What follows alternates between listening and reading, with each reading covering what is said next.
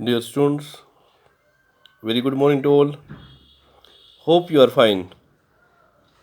Today's our offline class is about pulmonary or respiratory volumes. What is respiratory volume? It is defined as quantity of air which our lungs can hold or expel under different conditions.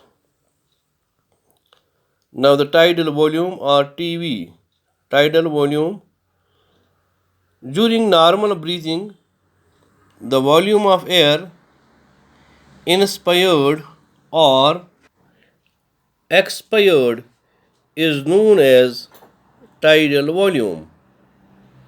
Its value is approximately 500 ml.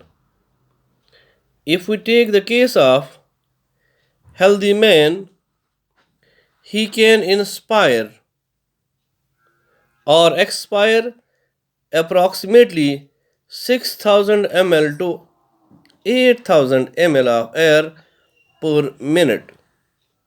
But in a diseased person suffering from any kind of pulmonary problems, its value will be altered.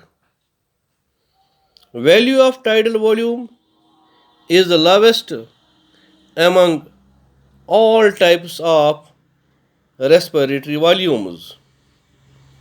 Now, inspiratory, inspiratory reserve volume IRV. It is defined as the additional or extra volume of air a person can inspire by forceful inspiration. This volume averages 2500 ml to 3000 ml. Now the expiratory reserve volume ERV. It is defined as the additional or extra volume of air a person can expire by forceful expiration. This volume averages 1000 ml to 1100 ml. Now the residual volume RV, the volume of air which remains in the lungs even after the forceful expiration. It is about 1100 ml to 1200 ml.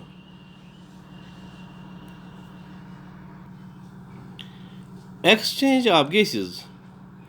Gases are exchanged by simple diffusion, mainly based on pressure or concentration gradient. To explain the exchange of oxygen and carbon dioxide, partial pressure is studied.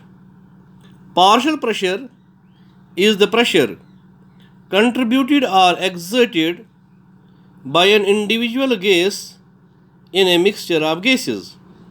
Partial pressure for oxygen is represented as PO2, and for carbon dioxide it is PCO2.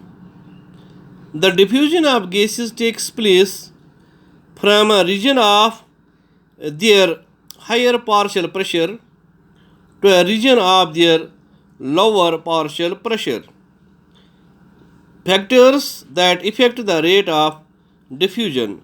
Number first, solubility of gases. A gas having high solubility diffuses at faster rate than the gas having low solubility. For example, solubility of carbon dioxide is 20 to 25 times higher than that of oxygen. The amount of carbon dioxide that diffuses across diffusion membrane is much higher than that of oxygen. Number second is partial pressure. As we know that gases are diffused according to their partial pressures.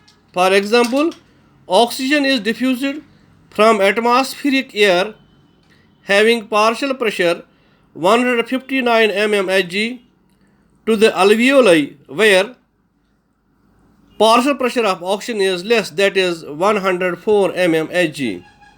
Number third, thickness of membrane.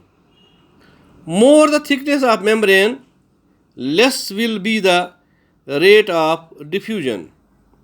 More the membrane thin, more will be rate of diffusion. For efficient diffusion to occur, membrane should be very thin. There are two sites where exchange of gases takes place. Number one, exchange of gases between alveoli and blood, and number second, exchange of gases between blood and tissues. These two sites will be in our next offline class. Thanks.